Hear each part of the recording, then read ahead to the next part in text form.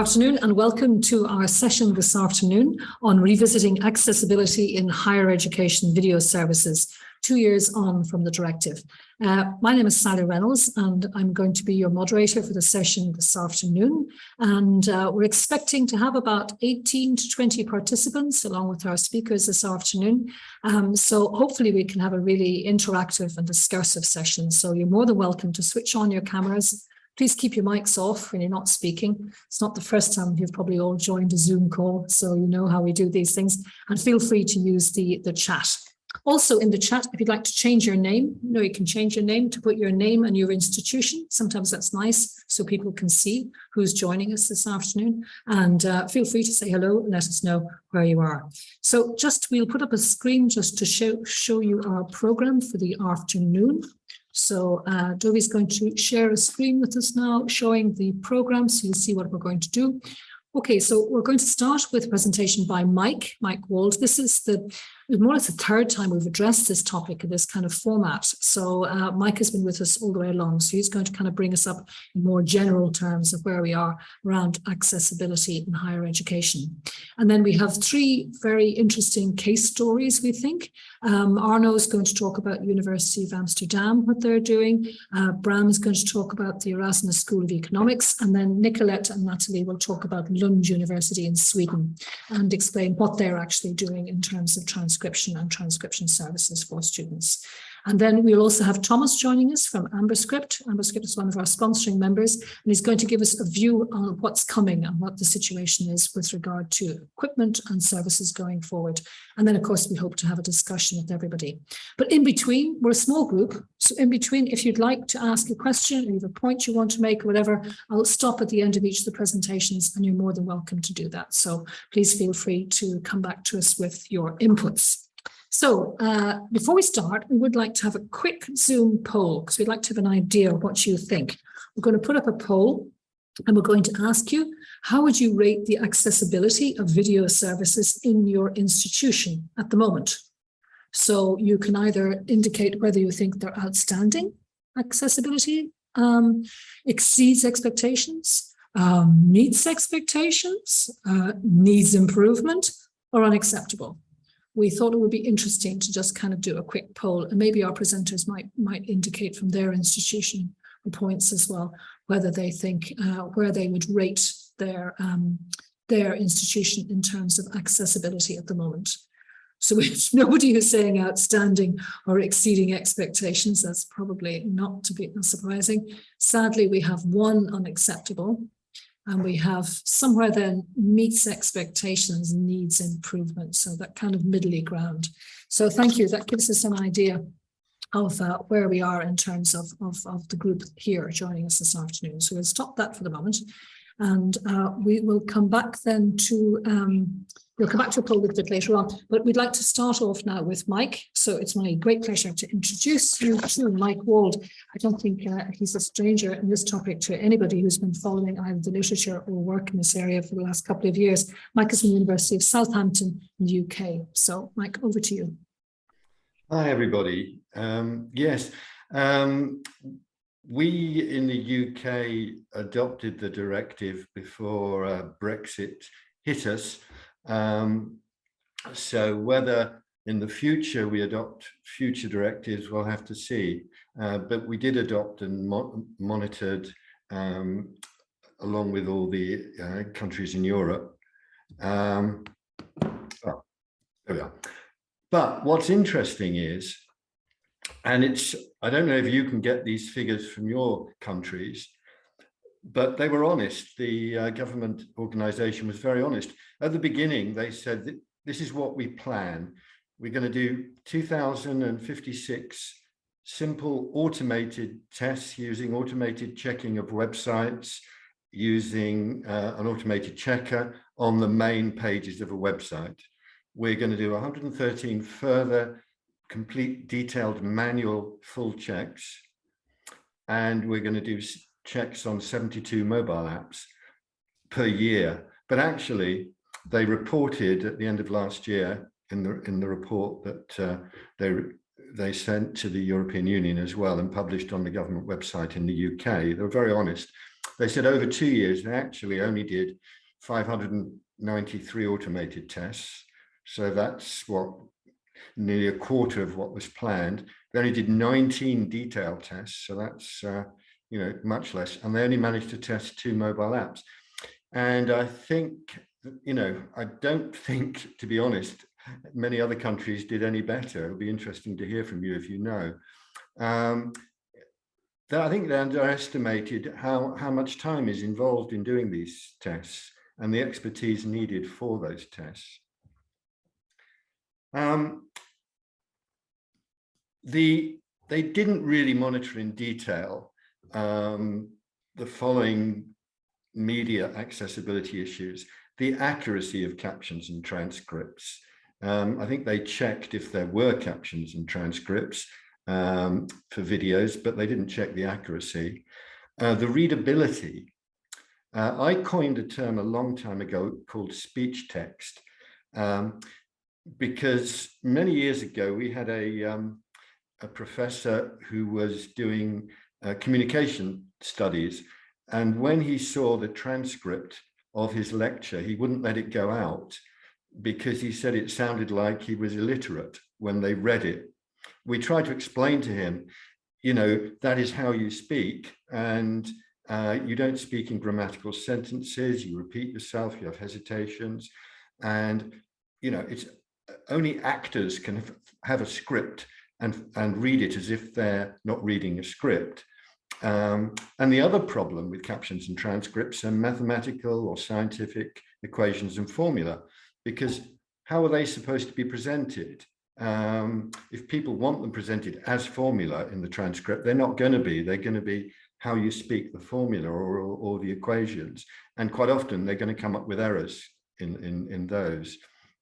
The other one that really isn't monitored at all is the whole audio description issue. The issue that if you're visually impaired and you can't see what's being presented, you can't follow the images. If of course the text is in an image like mine is now on a Zoom call, tables, graphs, and informatics. People love informatics, don't they? Word clouds, or lots of beautiful images. And the other one is the accessibility of media players. I don't think they checked whether the media player was accessible either to keyboards or screen reader. And I've put some question marks there. Over to you later on. Are there any other accessibility issues that weren't monitored in your countries? The next thing I'd like to raise, which has come up in the UK and everywhere, is whose job is it to look at media accessibility? What had sort of happened was COVID and the lockdown hit at the same time. And so suddenly everybody was on Zoom or Teams, and they were using speech recognition of lectures, which wasn't happening before COVID in the classroom. And it's also an interesting issue, what's happening in your institutions now. In my institution, whereas during the lockdown, everybody had to record lectures, now it's up to the lecturer whether they want to. So there's been a big change. Also, when it was done on Zoom or Teams, people were in a reasonably quiet room, close to a microphone on their computer or a headset mic. Once they're back in the classroom, it's noisy, they're wandering around. Quite often they haven't got headset mics. So there's a very big difference in the quality. But lecturers had a problem because they said, look, hold on a minute. If the student is going to be examined on what was in my lecture and they get it wrong in the exam and they sue me because the transcript said this and it was an error in the transcription, and so I don't want these transcriptions to go out. A few of them tried to correct the errors, but they didn't have time. Some places said, okay, we'll pay the students to do it. But I mean, if you're going to pay the students, if you're going to pay them a proper wage, they're going to take a lot longer than a commercial captioner, and it probably won't be any cheaper. If you're going to do it that way. Disability services, they don't really have a budget. They have a budget for particular students, if they have a profoundly deaf student who can't hear anything, they can pay for interpreting or captioning, but they haven't got a service to pay for captioning for everything and correcting it. Media services, video IT, again, they haven't really got a budget for that. And again, I've got a load of question marks there. Over to you, if you can suggest whose job it is. And the enforcement is a big issue. In the UK, health and safety legislation is enforced. It's the Vice-Chancellor of a university could go to prison if there was an accident in the university. So they make sure everybody does health and safety training. It's a big thing. The data protection across Europe, you can be fined millions and millions of pounds. So suddenly that was a huge thing that everybody jumped on.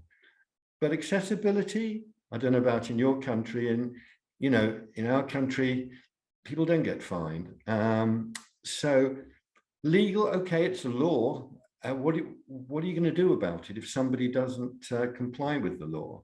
The monitoring organization sends a report back to the few organizations it's monitored and gives them 12 weeks to correct things. And then they pass it on to another body. But, I haven't seen any fines. Reputation, well, they're not named and shamed. In the UK, it's done but behind the scenes. There's no list of people who were monitored and what the results were. So there's no risk to reputation. As I said, the government monitoring, you saw how few they could monitor. Student monitoring, well, the students could report. They could report to the government. They could report back to the university. The government monitoring discovered that on the accessibility statement, they tried to contact the contact person on the accessibility statement, and in a lot of cases, there was no reply. So that's great for a student, isn't it? They'll reply to the contact person saying there's a problem, and they won't get a response. Automatic checking, well, as we've seen, automatic checks can only do 30–40% of the checks anyway.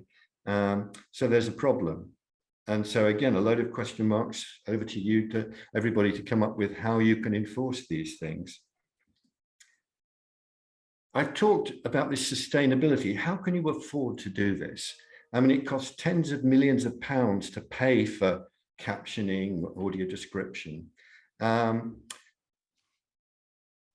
Is there possible to have an automatic technical solution to this?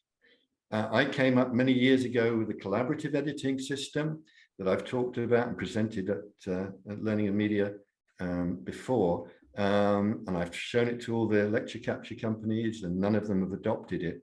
I even worked with some of them to show how to do it. I mean, you've probably all used Google Docs or online Word, where you can, at the same time, collaboratively edit.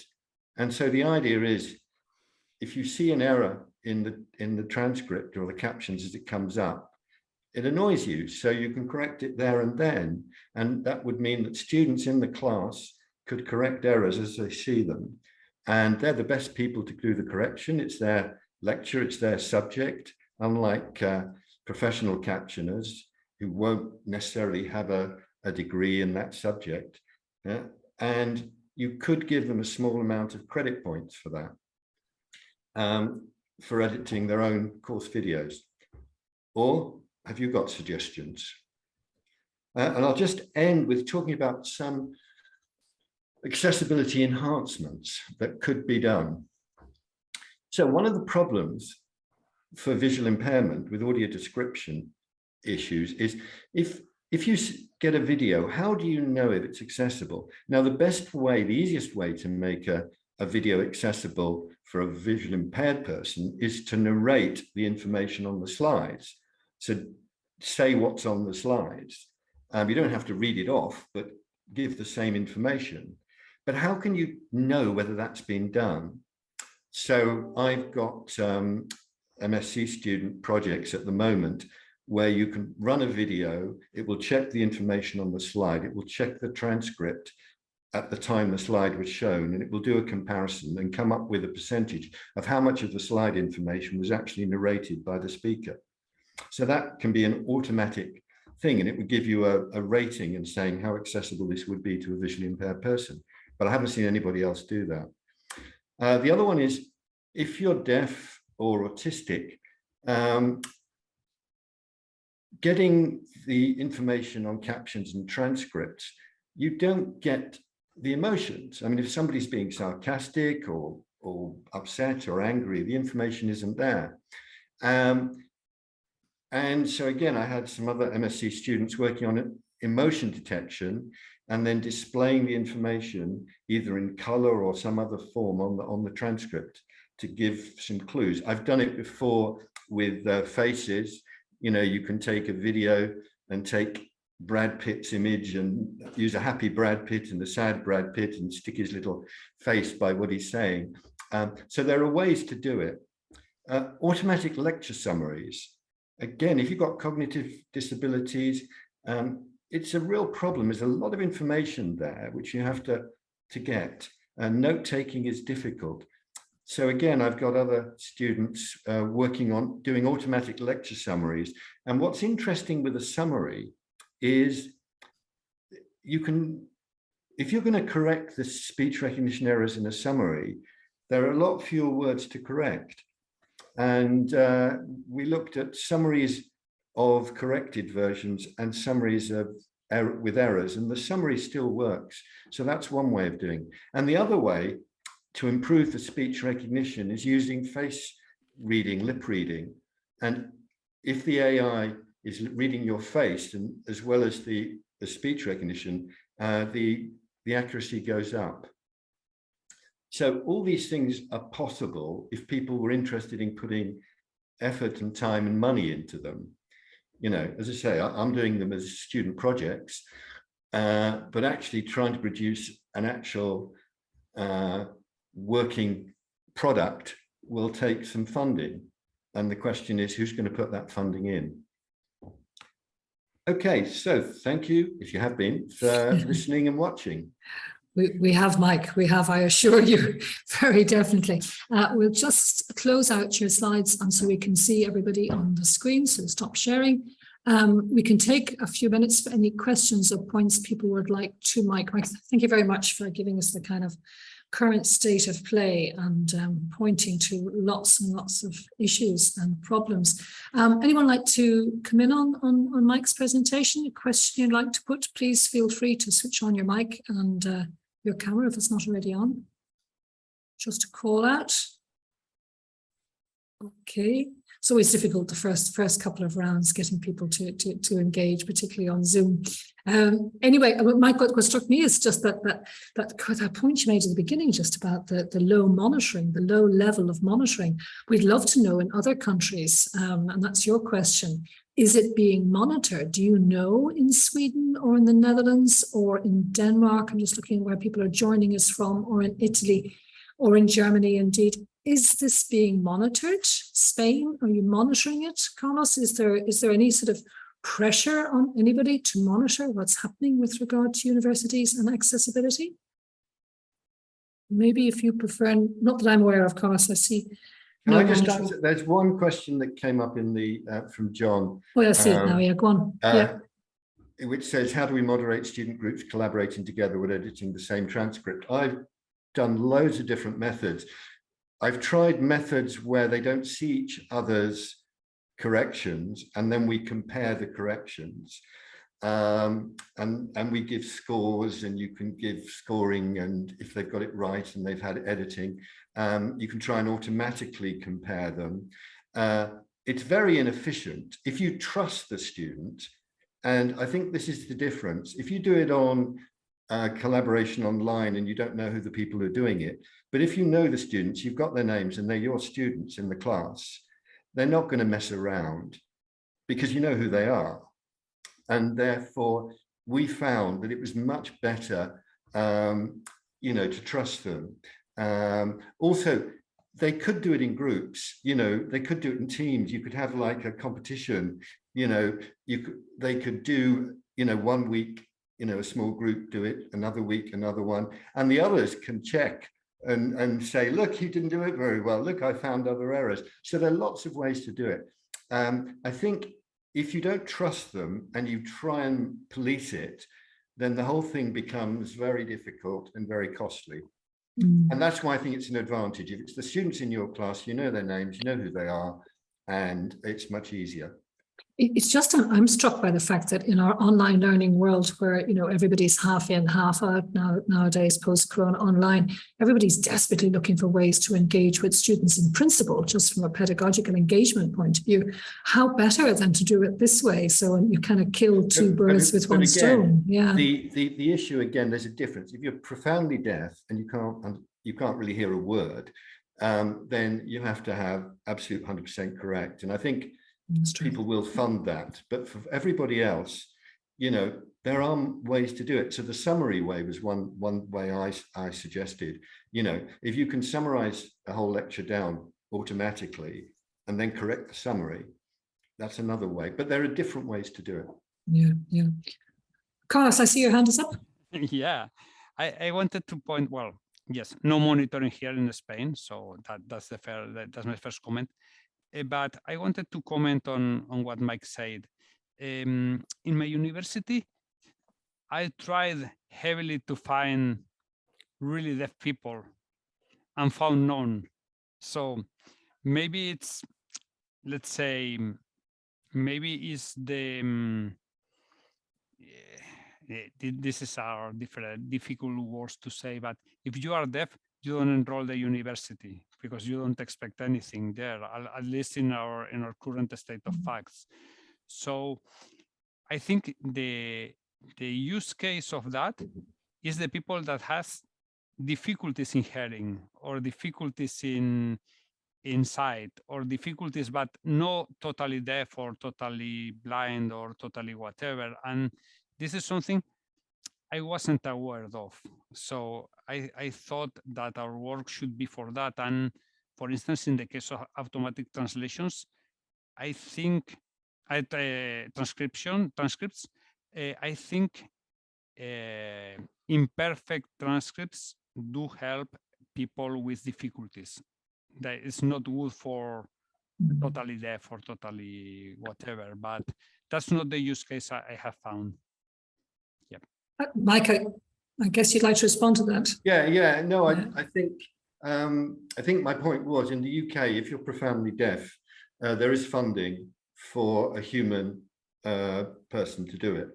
But the problem is, if you had we have the situation, if you had a disability and you had a paid note taker and a paid whatever, you could end up in theory with all these people in one class, which is ridiculous. I mean, if one person's doing it, they could do it for everybody. Also, we have the problem that the person was being paid out of government money for that one disabled person, and they weren't allowed to share the transcript or the captions with the rest of the class.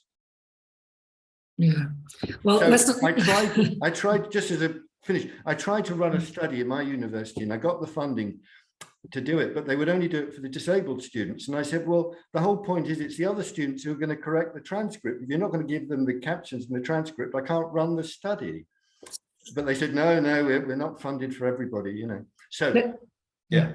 Let's not go down the road of government aptitude. I think we could be onto a different kind of a session this afternoon. I promise we stick to time, and we're a little bit over at the moment. So thank you, Mike. You're going to be with us anyway for the rest of our session this afternoon. But we're going to go to a case now. We're going to go, Arnout from University of Amsterdam is going to tell us a story really of what's been happening over the last year or two. And so over to you, Arnout. Okay, thank you. I'll share my screen. Do you see my screen? Yep, see it fine. Okay. So the UVA and transcripted video 2 years after. Well, let's start with the fact that yes, we started with a small research into 2019. And it was because accessibility was high on the agenda of the university.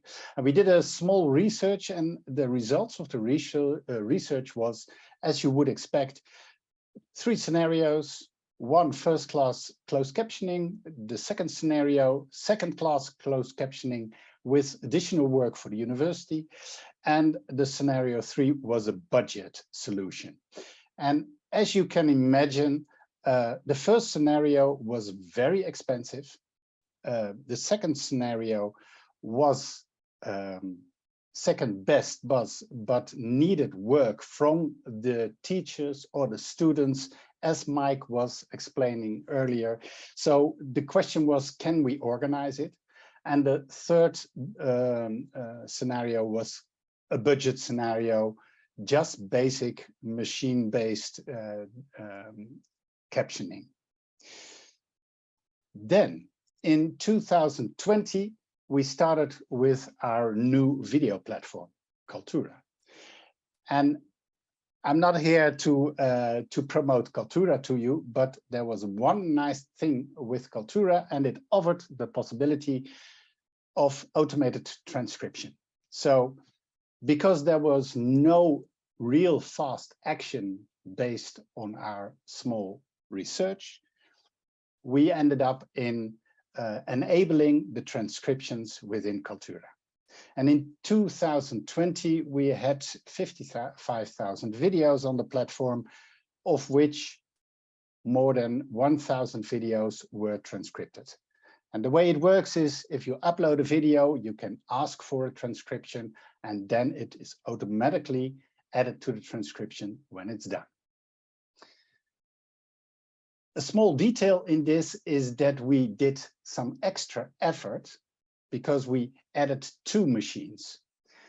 We added 1 machine for all languages minus Dutch, and we added an extra machine for Dutch. So if someone uploads a video, he can say it is Dutch or it is something else. And when it's Dutch, it goes to the Dutch engine.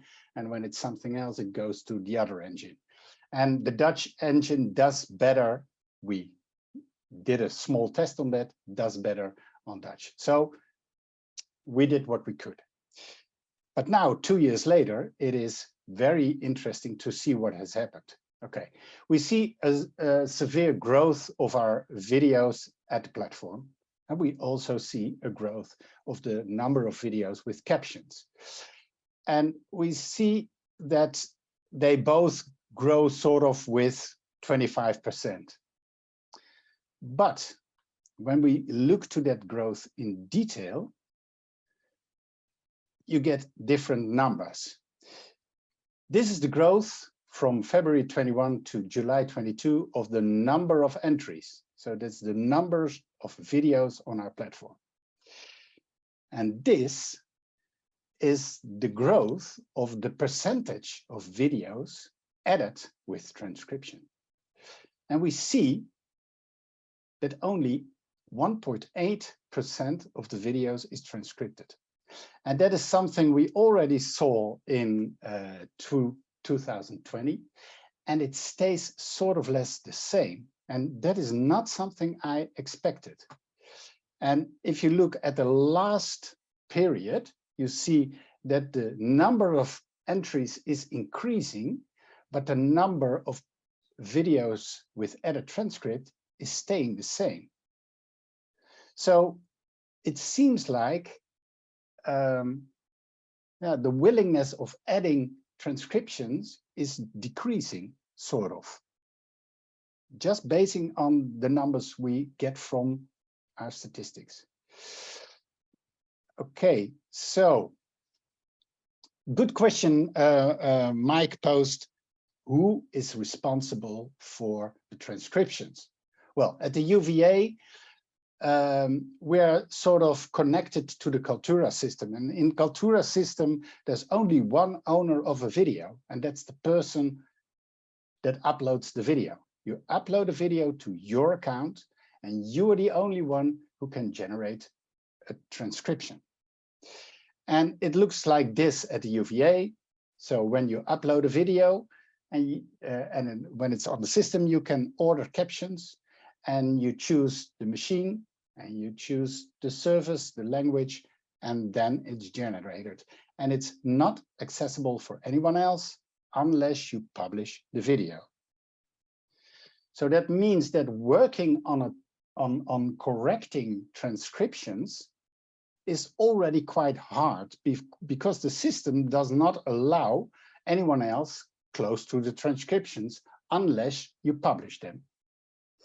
And in our system, you can allow people to change the transcript, and you can not allow that. And we had big discussions on that topic because, on the one hand, as Mike already told, why don't we work together to get the best transcriptions? On the other hand, being educational material, you have to be aware that the changes made to the transcriptions are totally correct.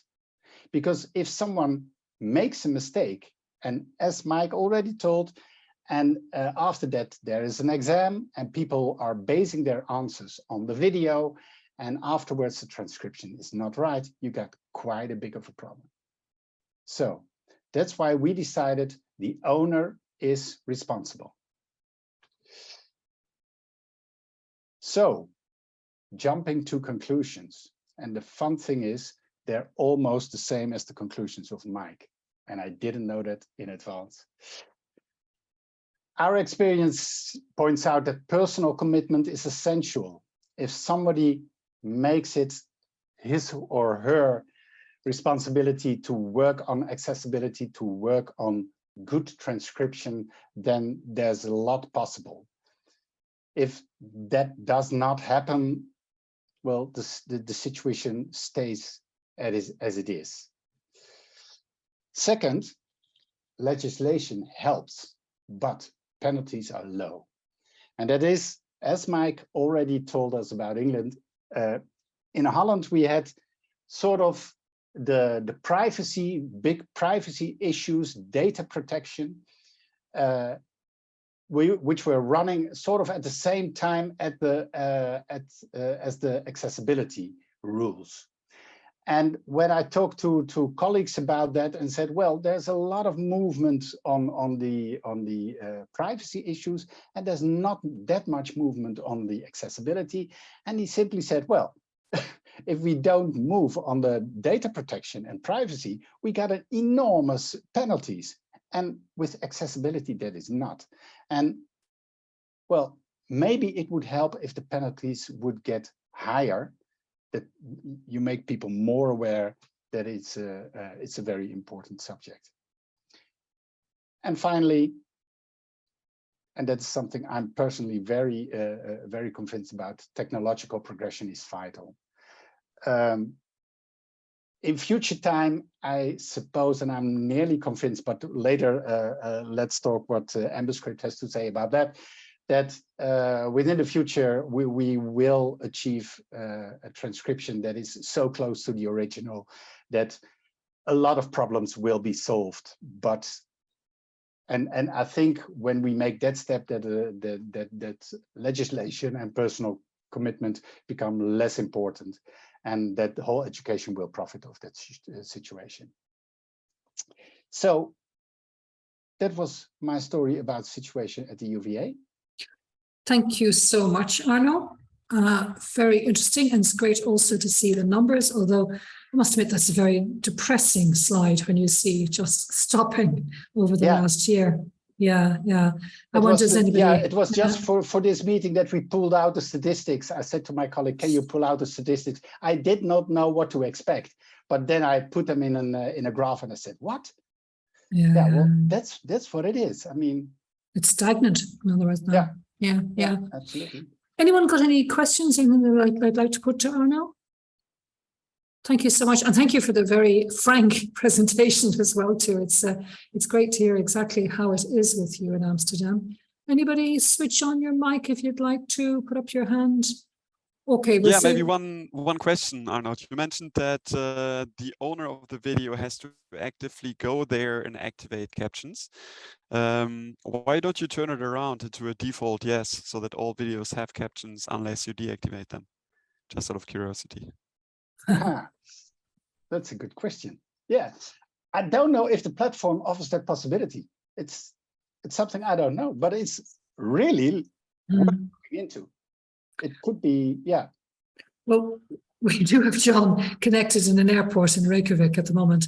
So maybe he knows that, whether that is a default that you could actually set it. Interesting point. So Yeah. let's hold that. That's a to very good data. suggestion, Thomas. Thanks, Thomas. Yeah. We'll dive into it.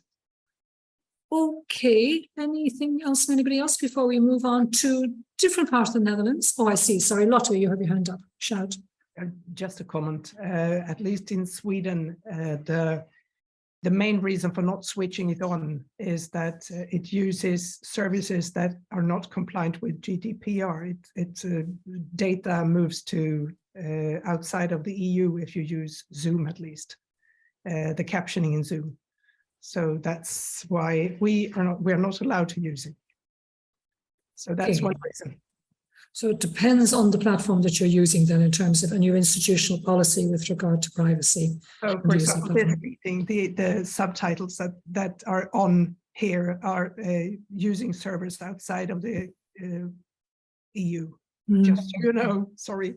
Yeah, no, it's, I mean, it's interesting. We have these two things all the time, don't we? The privacy legislation on the one hand and accessibility on the other. So it's finding the narrow ground. Thanks, Lotte, for that from Sweden. Okay, then we're going to move on then to our third speaker this afternoon, and that's great pleasure to introduce Bram Horstink from the Erasmus School of Economics in the Netherlands, who is going to tell us about what they have been doing and a particular project that he has been leading. Bram. Perfect, thank you so much. What I want to do today is to briefly take you along our journey. And before we start our journey, I think it's good to kind of introduce where I'm working, because I think I come from a slightly different direction than Arnout. So I work at the Economics School in our Learning and Innovation team. So what that means is that I'm mostly involved in our own education and not so much in the tool side or the more general side of the university. And what that means is that we are really focused on one specific type of education in our school. So we have 7,000 students, quite international, 300 lecturers, and over 400 courses with very much mathematics and statistics in it. And that creates a challenge. And where it all started for us was actually with COVID. So before that, we weren't really involved in online education and videos. And well, as soon as COVID hit, our number of videos significantly increased, and that also posed questions. And for us, it was one student in particular, and that student has a hearing impairment, which hadn't really been a problem before when we were in classrooms, but it became now, because she was in the situation where she wasn't sufficiently impaired to actually get support from the government. So she was on her own, and we couldn't really do anything. So that meant that basically after our regular education was fixed, we now had this one student in particular. And as we started working for her, we decided, well, maybe we should take it more broadly. Maybe we should just go for all videos. So what we came up with was the following policy. And that policy is that we want captions for all educational videos that we use for more than 1 year. And that basically excludes all of our web lectures. And the reason for that is just a cost perspective and a viability. So with the number of courses and number of videos we have, without any support from the university on a central level, it's just not feasible to get there if you want something more than the automatically generated captions. And aside from that, what we also noticed is because we have these videos now, that we had courses in our Dutch bachelor programs, which were in English, which we saw as a problem. So as a second step in the captioning, we also wanted to add subtitles in Dutch for those specific videos, which luckily aren't too much. So we just came out of the big COVID stress, and then last year we needed to find a solution for captions. And Our initial solution was to use the automatic captions by Panopto and combine that with a responsibility ultimately for the teacher. So what we said is, dear teacher, we want to add captions to everything. So please do so. If you need support, we can provide it. So we have budget to hire student assistants. We have budget. We can arrange the student assistants for you. We can make it work. And as good as that sounded, in practice, that didn't work. So last year, we learned that that process is very labor intensive. We also learned that lecturers definitely don't see it as a priority. So pretty much the only lecturers who had any interest in doing so were the lecturers who were actually involved with the specific student, even though we learned there's many more students for who it can be beneficial. And the quality wasn't that great.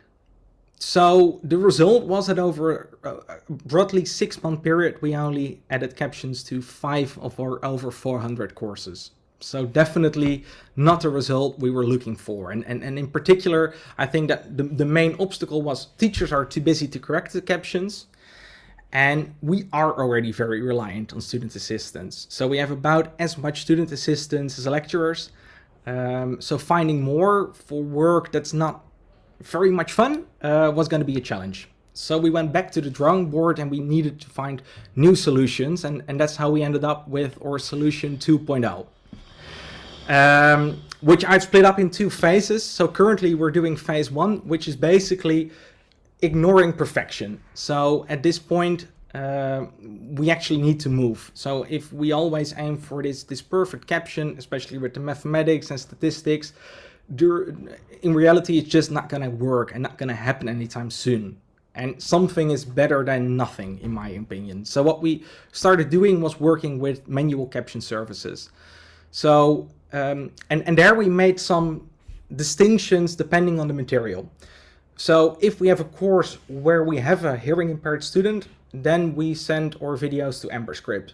Because in the tests we did with multiple services, we found that Amberscript delivers good quality. And at this stage, sufficient quality even for students with a hearing impairment. It's not perfect yet, but it's close. We also do that for Dutch material, because that's pretty much the only viable option.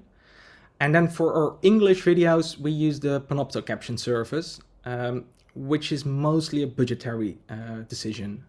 So Panopto has, besides their automatic captions, also a manual service, which delivers reasonable quality for a nice price.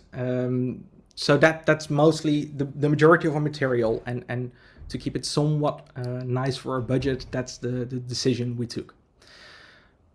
But that's not perfect yet. So I think that on average, we have an accuracy between 97 to 99% on our videos.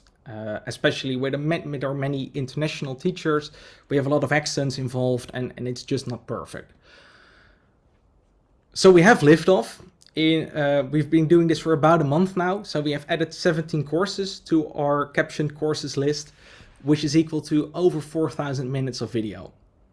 So very good for me, very happy with that, but once again, not perfect. So for later this year, we want to introduce phase 2, where we really want to go up to 100%. And there the discussion becomes, how are you going to get there? So currently we're thinking about crowdsourcing, because ultimately students are watching the videos. So why would you want anyone else to do that for you?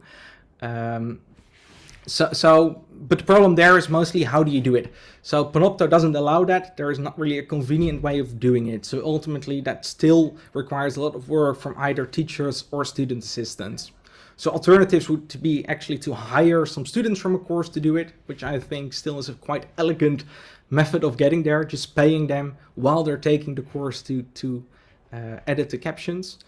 But that requires some trust, which with our skeptical teachers isn't always there. And we want translations, and once again, to keep that from a budgetary perspective in check, we want to use some automatically generated captions and then use student assistants once again to edit those. But luckily for me, that's not too much material. So that's what we've been doing, that's what we're going to do, and for now we're quite happy with that. So does that mean that we're now at the finish line from a captioning perspective? Well, unfortunately, no. Because in doing this, we have once again uncovered a lot of new problems. So one is we still have a lot of work to do. So in my best estimate, we have over 20,000 minutes to go, which is a lot from 4,000. Is it viable within 1 year? Probably. But once again, what are our real challenges? Well, the real challenges are, one, we don't know which lecturers use what material. So similar to Arnout, we don't have one central place of storing video material. So that makes it difficult to figure out which videos actually require the captions.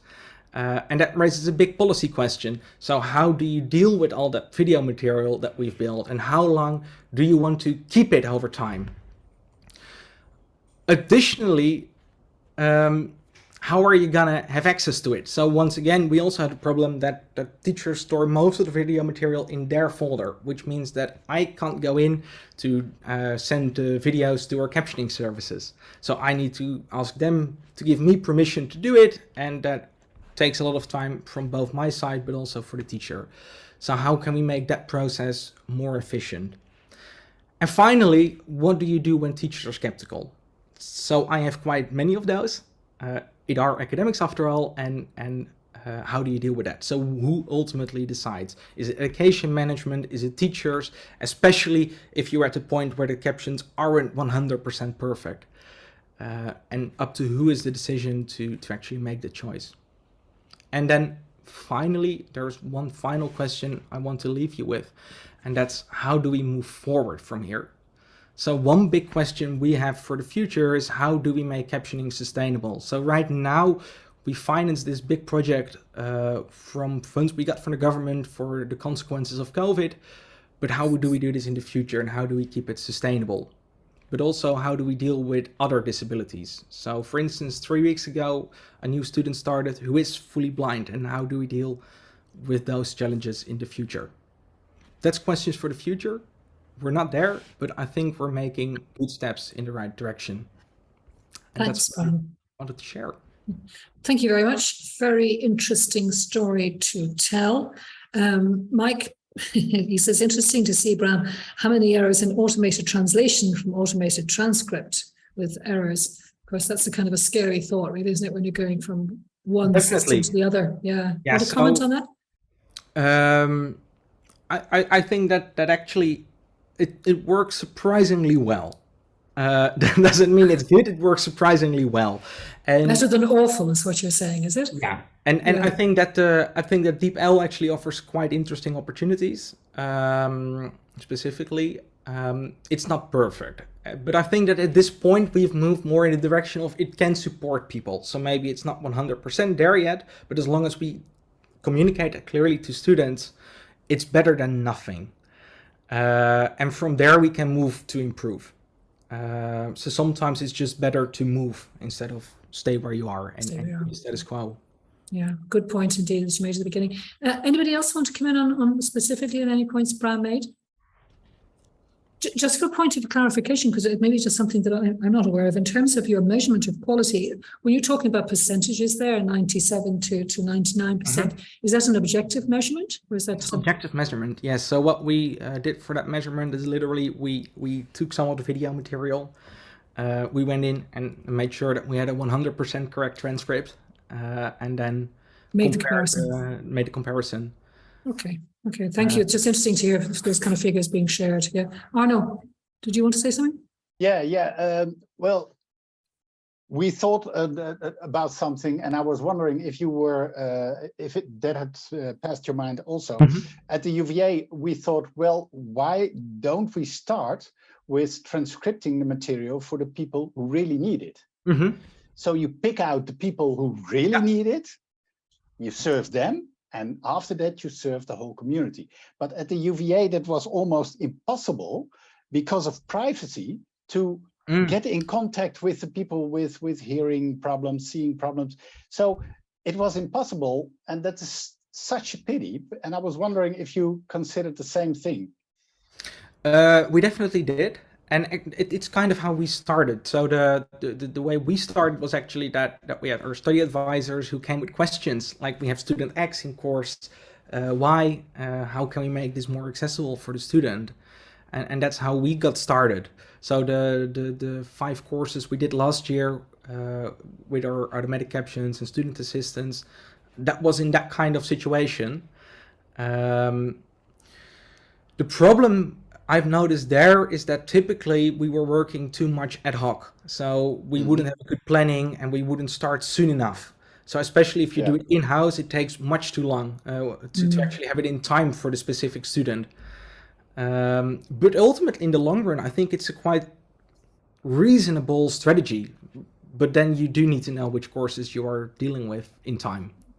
Yeah, that's also something we thought about, because if you look at, okay, you have one problem of one student with hearing problems, and you get an overview of all the courses he or she is going to follow. Mm-hmm. If you make sure you got 100% transcriptions for those courses, well, you can put them on the shelf because they will be reused afterwards, and that's already 100% transcripted. And if you work from that, then you start small, but gradually it expands. Grow. Yeah. That's exactly the reason we actually made the distinction. If we have a course with a student with a hearing impairment, to not use Panopto but move to Amberscript. Yeah. Look, I hate to stop the two of you, and there's also an interesting conversation going on between Mike and John in the chat about whether, the technical accuracy and word error rate and how good an indicator that is of readability or not, or understandability. We'll probably come back to in the conversation a bit later. But I'd like to go to our third case study, and we're going to go to Sweden now, to Nicolette and to her colleague Natalie. I think you're going to start, Nicolette, are you? Over to you. Tell us about Lund. I'm going to start. And I'm going to start by sharing the screen. And I want you to know that you are the chosen few who are going to see this PowerPoint slides for the very first time, because the Unit for Educational Services has only been around for 14 days. Ooh, champagne bottles all around. Yes. Okay, so just to give you an overview of where we are in the organizational structure of Lund University. It's not easy. There's a university board, vice chancellor, education board, blah, blah, blah. 8 faculties. There are some loose faculties around which are autonomous, but within Lund University. It's hard to wrap your mind around how everything works together. But somewhere in there is educational services in the middle there, and that's where we are part of. Natalie is one of the coordinators, and I have a half time at educational services as the system manager of our video platform. And well, we started a pilot just before summer of having students helping teachers to text their videos. And I think, Natalie, you're going to talk more. Shall I just keep on sharing my screen? Yes, please do. And we can sort of move on to the next slide. And I'll just give you a brief update on this very new unit that we have. So basically, today, the unit consists of me and also my colleague Lotta, who's joining in here today as coordinators. And what we do is that we also try to keep a very close contact with our faculties. So we have each faculty assign a part-time representative that will be working closely with me and Lotta, just because we need to know our users and we need to know their needs. We also have a bunch of systems that we manage within the unit, and each system has a manager and also specialists to help with support, guides, all kinds of things. And what we also have within the unit is that we have a group of student co-workers who we work closely with and who helps us with all kinds of things, basically. The unit is a prolongation of a project that has been running at Lund University for approximately 2 to 3 years. So basically throughout the pandemic.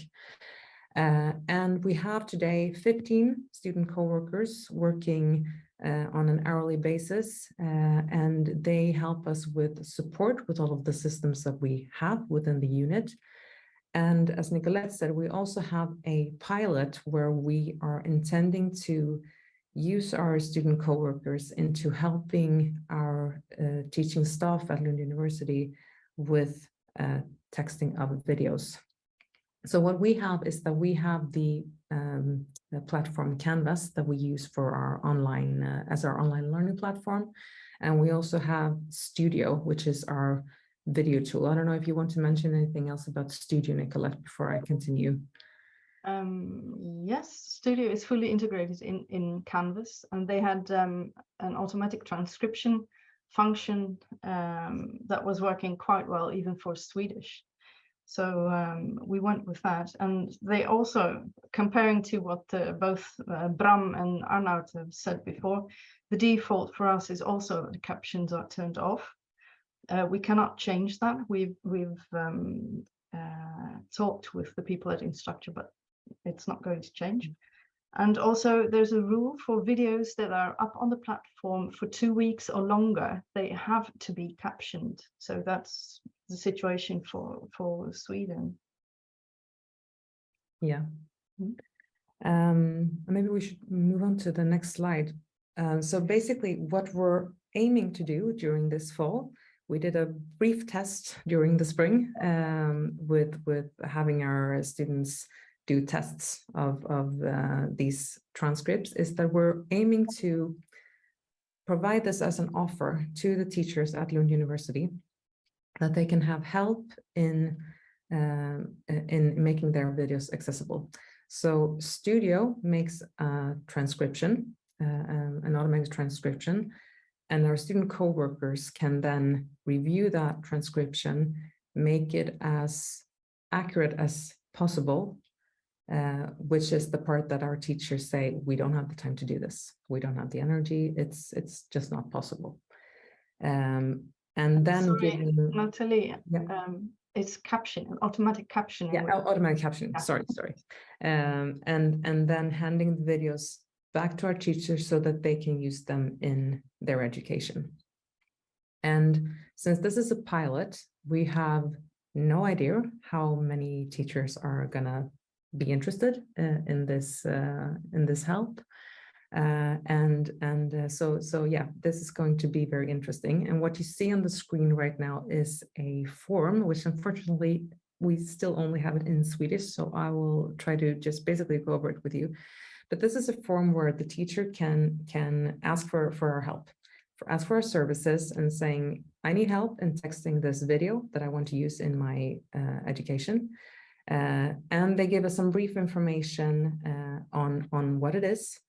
And we have also a set of demands that each video needs to meet in order for us to be able to help. And we do that for, or maybe I should go through the demands. It is 1, it cannot be longer than a 10-minute video. 2, the teacher needs to be speaking clearly and making so that the audio is okay. And also it needs to be in Swedish or English. Those are the demands that we have set up in order to be able to provide this service at all. And we also have the intention that we don't want our teachers to put up 1 or 2 hour long videos with entire lectures, because the students are not going to watch them.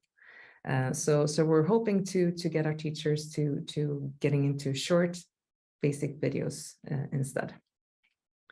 They fill out the form, one of our student co-workers get in touch with them, and then they have a collaboration in making this video as accessible and workable as possible for their purpose. And it's a pilot. Where we're going to end up, no idea. As it is for today is a bit similar to what Bram was also talking about earlier, is that we are still doing this with basically project money that we've had during these couple of years. Should this turn out to be a good thing and that we want to use it and improve it further, that is going to be an entirely different decision and how to proceed on that within Lund University. where to get the funding, and so forth. So that's where we are today. We're launching this shortly, and with not much idea on what to expect, basically. Beginning of a journey, I think. Yes. Yeah. Only last week, there was one teacher that approached us, but not through this platform, not through the forum online. And she said, I have a video, I want to have some help with captioning it. But she never went through this form, so we don't know what happened to that. Probably was a lecture of an hour or something. Put off at that stage. Just one thing in your process, is anyone checking the students' work? Like, does it go back to the academic to check? Yeah, it goes back to the teacher. Once the students have done the captioning, it goes back to the teacher, and the teacher has the responsibility to check everything in the end before uploading it. So teacher is essentially the owner, then the final arbitrator. Okay, thank you both. Can I just say, sure. It might be a stupid question, but if the teacher's got to go through it all to check it, they might as well have done it in the first place. Exactly. And most teachers do use the automatic captioning tool, but some don't. And also some teachers have videos that are older than that were like from before the directive, and they want to use them, but they don't have the time to caption it. So then they can use the students. I suppose it breaks the back of the time needed by having a first version. It'd be interesting to compare that, because to me, if you've got to check someone else's work, I'd rather do it myself. Yes, Andrew said for that. You're also asking, Mike, see what's the cost per minute of video, Natalie, of your captioning error correction service. Do you know that? No, we don't have a set cost at this point in time, since we're only doing it as a pilot to see basically what are the needs within the university. We have the funding through the project up until at the end of this year. So we're just basically doing it within the resources that we already have.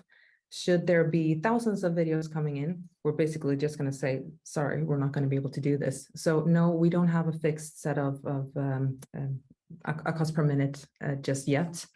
But there may have to be something like that in the future if we move forward. Yeah, I actually have an estimate for that from when we did. Tell us, Bram. Yeah.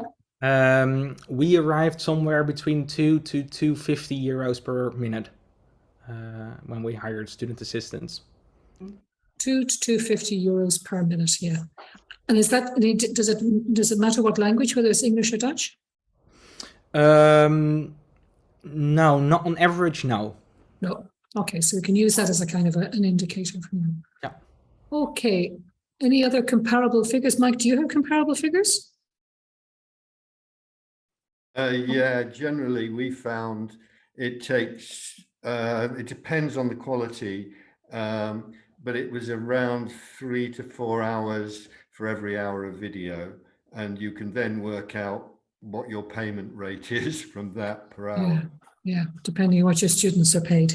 Okay. Okay. Anybody got anything else they want to put to Natalie and Nicoletta? I hope you'll tell us how it all goes. We think Arno, shoot. Yeah, Natalie, you said you have no idea if your project budget ends up, if it gets a sequel, but is there anyone within your organization that's very committed to the subject? So do you have a feeling that there will be additional budget, or is it just fingers crossed? Well, I mean, it depends, because I'd say that there is definitely a need. We know that our teachers are struggling to find the time to do this. We know that there are people wanting to do the right thing and the correct thing.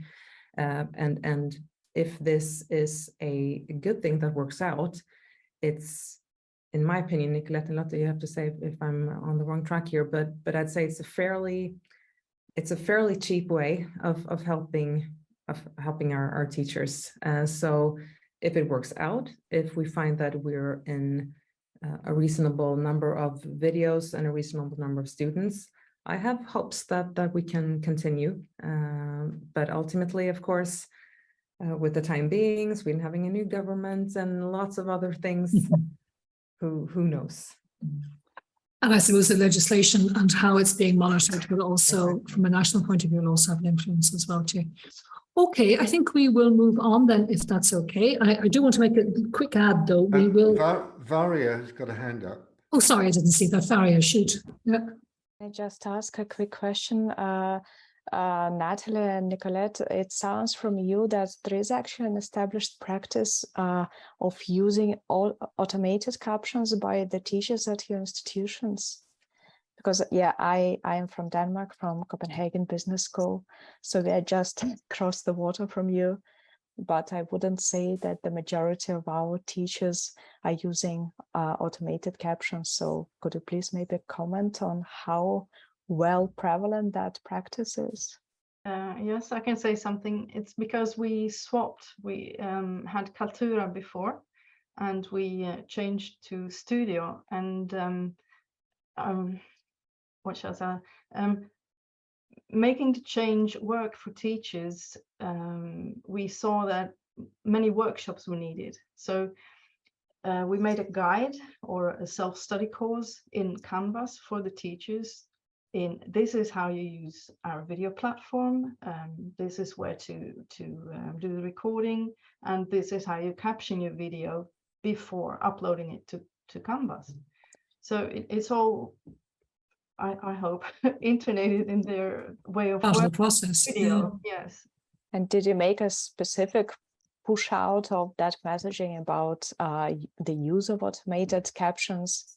Or was it just part of the package of getting to know the new platform? We included it Okay. as this is the way to do it. So No special push, I think, is what Varia is asking. No. Interesting. Just one comment to that. Sorry. Okay. It's not. I mean, it's not captioned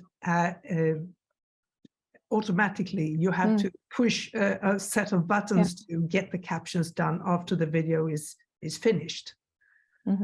And then you go back and look at it. So it's not done while the video is done. It's not automatic in that way, but you get it automatically afterwards. That's right. You request the captioning depending on what language.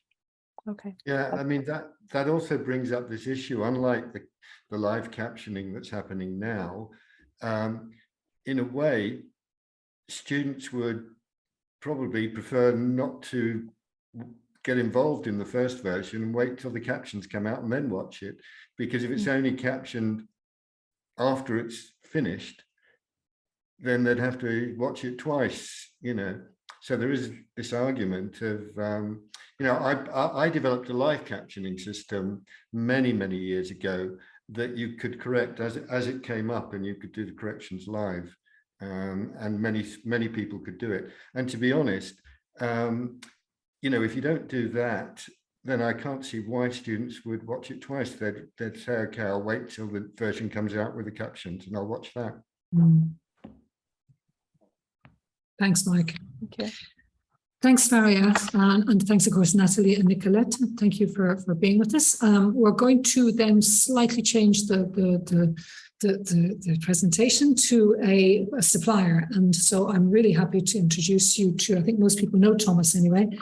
So Thomas Dieste from Amberscript, and who's going to talk really, I think, as well about where we're going forward. So Thomas, over to you.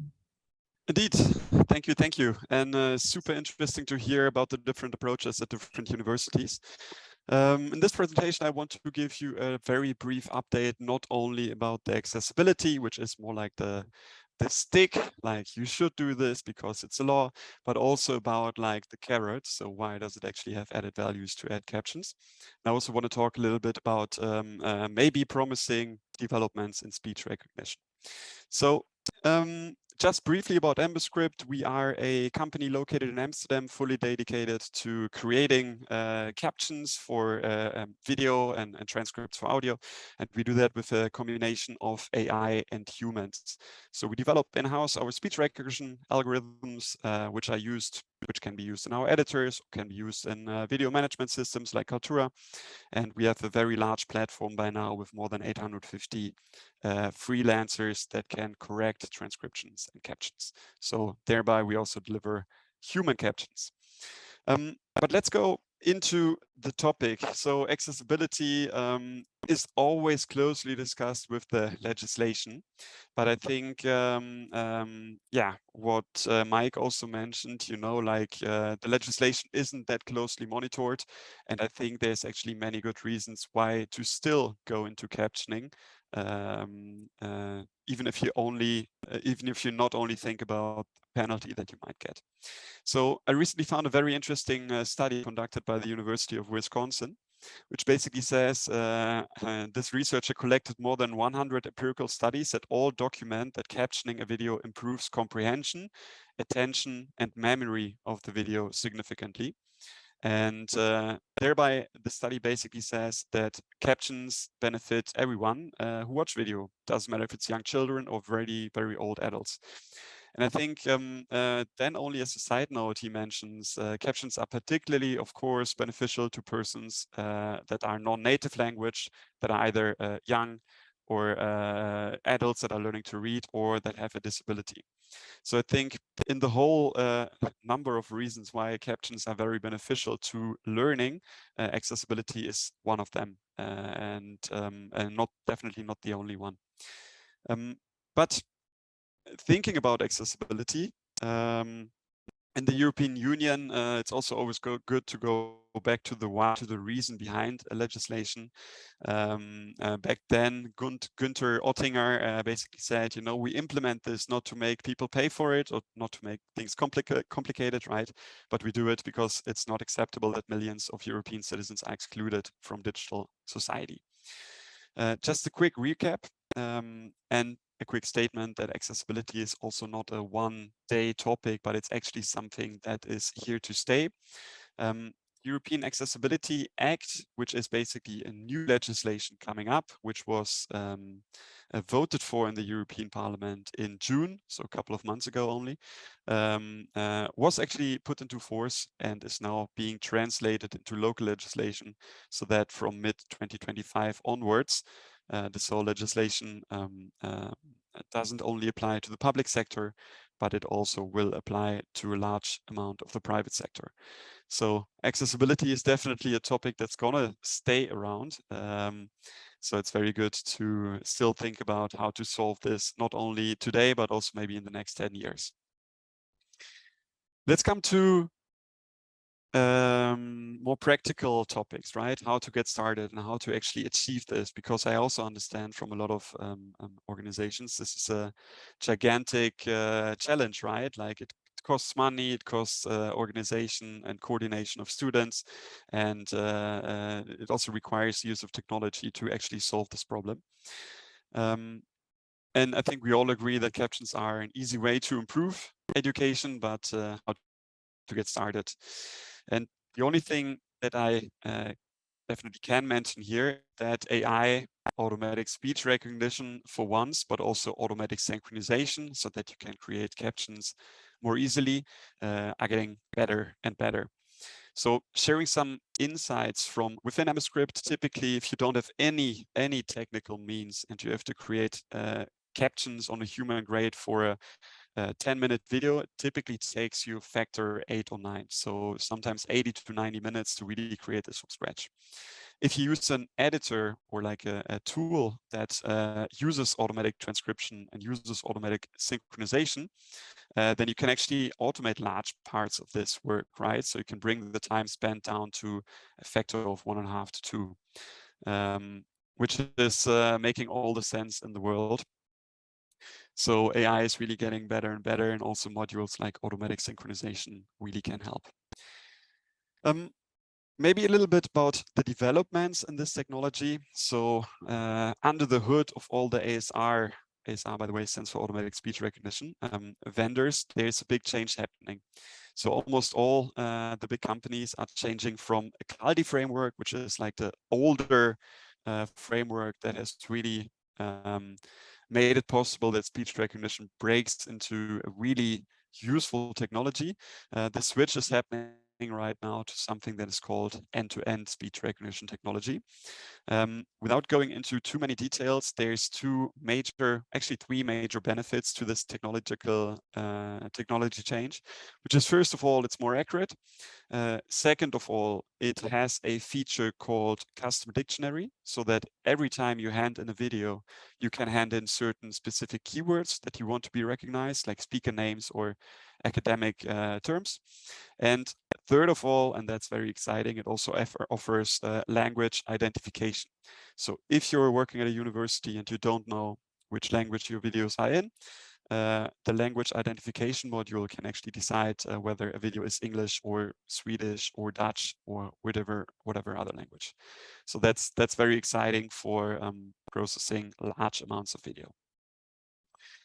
Last but not least, we've seen in the work with universities a couple of success factors that you have to take into account to really make automatic captioning at scale work. And first of all, it's really all about accuracy. So each percentage point really saves significant amounts of manual efforts. So it's always good to choose the best provider in the language you're operating at. Second of all, if you deal with like large volumes and you want to maybe come to the situation where you say default, yes, we caption everything, you need something like language identification. Third of all, custom dictionary is a feature that really helps. You can even combine it in the future. Maybe you can think about combining it with technologies like OCR, like scraping keywords from slides of the professor and automatically ingesting it into the speech recognition. Last but not least, you also have to take GDPR into account.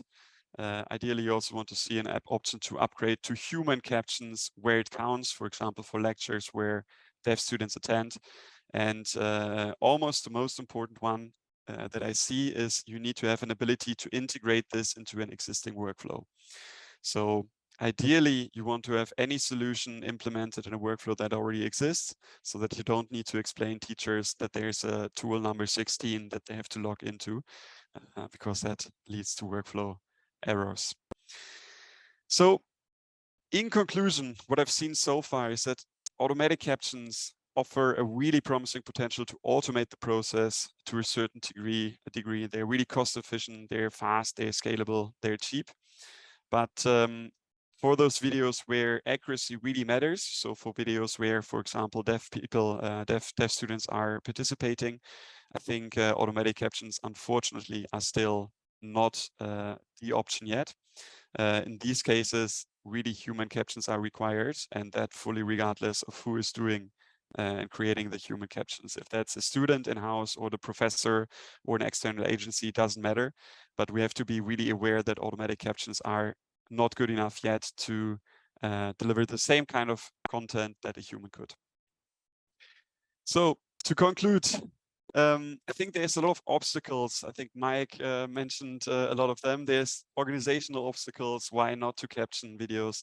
There's budget restrictions, of course. There's technical restrictions. But in the end, I really believe it comes back to awareness. If at a university, enough people are aware that accessibility is a topic that adds value, and if we even maybe get to a board level and explain to the board that accessibility is a good thing, that it's by law required, and that it adds value, I don't think there's any board in the world that would say, no, let's not do this. And how to get there, that is a big question. I think for this, I want to quote two of my inspirators. First of all, Bram, I think perfection is really the enemy of change. So get started somewhere and grow from there. And second of all, Arnout, I think commitment is key. It really is about awareness. And if all the people in the organization don't take action, then nothing will happen. But if a couple of few committed people take action and create awareness, maybe even at the board level, I'm pretty sure then there's enough realistic solutions to really get this done. And with this, I want to thank you for your attention. Thanks, Thomas. Thank you very much. Certainly for the, for everything, but also for that kind of look at where we're going in terms of the, particularly for translation and for services like that. It's really welcome. And of course, the point you're making is, we shouldn't be stuck with the legislation. We have to highlight the value that this brings, which I think is really important. Mike, give your hand up, I see. Yeah, Thomas, you mentioned this thing about adding vocabulary. My understanding, looking at most of the vendors, whether it's Otter AI or whatever, they only offer, an institution to add a very small number of words, because the end-to-end deep learning is huge training, whereas with the old systems, whether it's Dragon or Via Voice, individuals could train. So could you just clarify this thing about, if I, as a lecturer, if it's not recognizing certain things, individual lecturers, can't say what would be involved if they wanted to add vocabulary.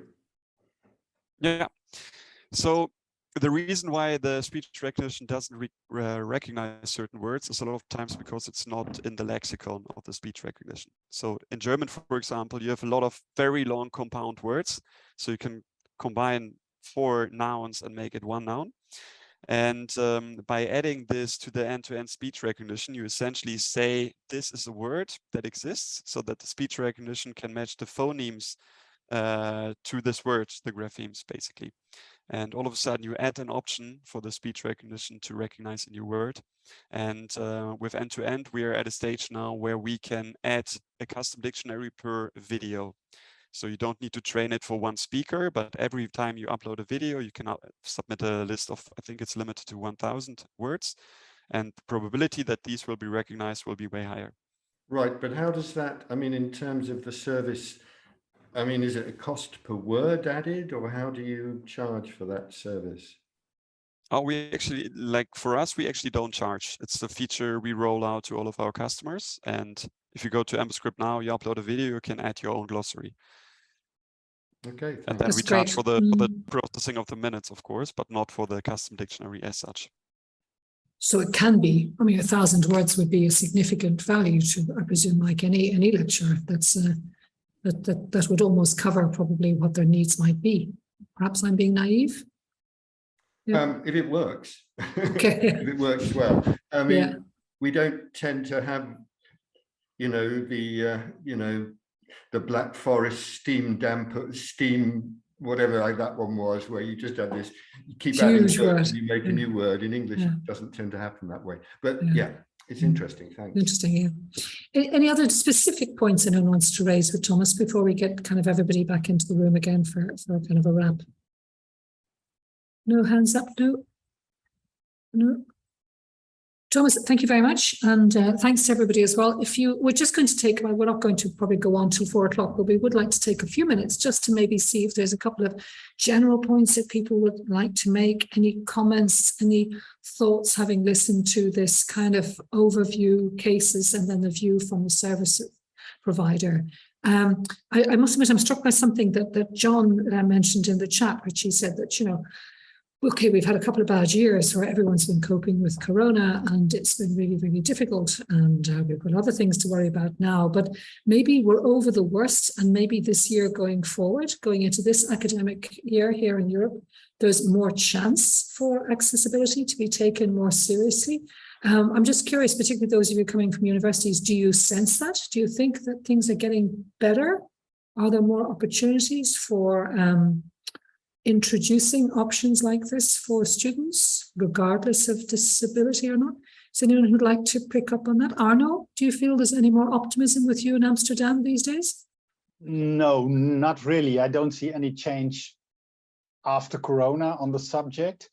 What I do see, and that is slightly sideways connected, is that when we were in the Corona situation, we were in an online situation, and all students were complaining that they missed the campus and the other students. And now we're back to online, to campus education. It is clear that not all students come to campus. So it's a strange situation where students stay at home and stay at online education. So we're forced to keep offering the online services, and that could also have an impact on the use of video and the use of transcriptions. But I have no impression that on the subjects itself something is changing, because no, it's after Corona. Absolutely not. It's a little depressing, isn't it? Is that the feeling generally? We're having to cope this very mixed situation. What it's like with you in the Copenhagen Business School? Do you feel that there's more of an appetite to consider options? Yeah, Valeria, I see your hand up. Yeah, I can speak to that in a more positive note, maybe. Do. Yes, we are actually currently with a colleague of mine who from our media team currently working on pushing out a bit more of accessibility guidelines to the teachers at our departments, trying to make it. We've created very pictorial guidelines on what are the key accessibility issues that can be implemented when they prepare teaching materials. And one of those guidelines is very much about preparation of video materials. So when they record their own teaching videos, and, you know, transcripts is obviously mentioned loud and clear there. And we have a hope here. We have a hope that now that teachers have, you know, as you said, a little bit more time on their hands compared to the previous 2 years. And also our teachers have acquired a lot of digital skills that they possibly haven't had 2 years back. And also a bit more awareness of student well-being issues. They have come to the forefront as well in the past year. And I think in the combination of this, there lies a chance for us to pick up with accessibility and promote it, and hopefully get a larger uptake. Good. That's a nice way. I see Bram nodding as well, and Lotta, so that's kind of a good sign. So maybe it's not too depressing. Ladies and gentlemen, I think we will close it there unless there's any burning issue. Mike, come in. Just unmute. Just to mention, more and more students are producing video material as part of their coursework or examined work. And one way forward would be, you know, if it was required, you know, that any video material or media material was made accessible, and that was marked as part of the assessment criteria. Yeah. So if the teachers are having to mark the students' work that has to be accessible, and it applies to documents as well, then the teachers will have to be able to understand accessibility. And if the teachers aren't producing accessible material, the students will say, well, why are you telling us to? So at a stroke, you know, if all student material, whether, you know, Word documents, PDFs, HTML, whatever, any video, any audio, podcast had to be made accessible, and that was in the assessment criteria, it would just push through to everyone. That's a really, really good suggestion, you know, because it's something that is relatively straightforward. Anna, your hand went up. Do you want to say something to that? Well, that's something you talked about, depressing developments, but I'm quite positive, because one of the great ideas I picked up this afternoon is, wouldn't it be possible to how do you say, to include the captioning in the educational workflow? So if you make it a standard educational part, if you say, okay, you have this and that you have to do, and also you do the captioning of the colleagues, of the video recordings and things like that, and it becomes normal for the students that they have to do it, and they learn from it, they get committed to the subject.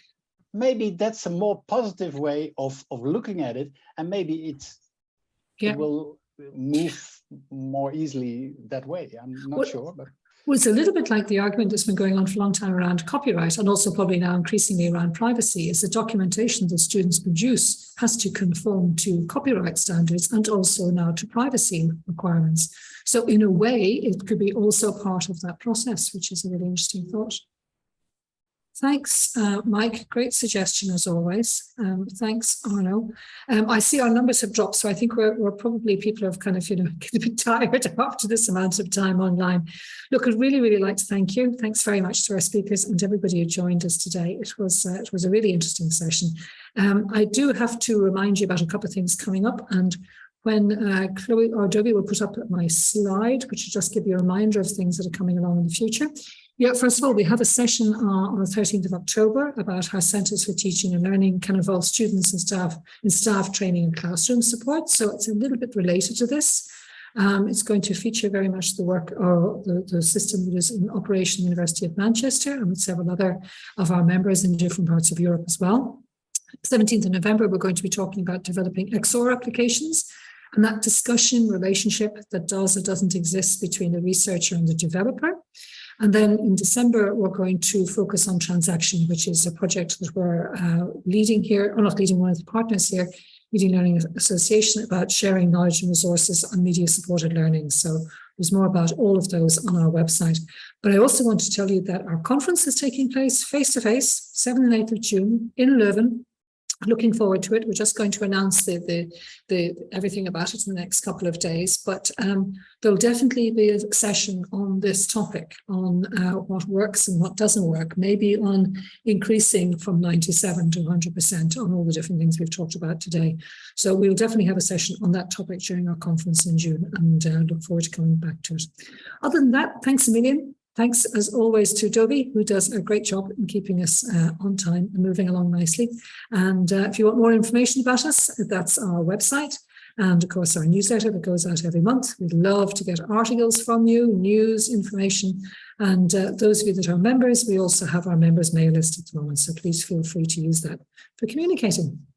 That's everything from us. And thank you all so much.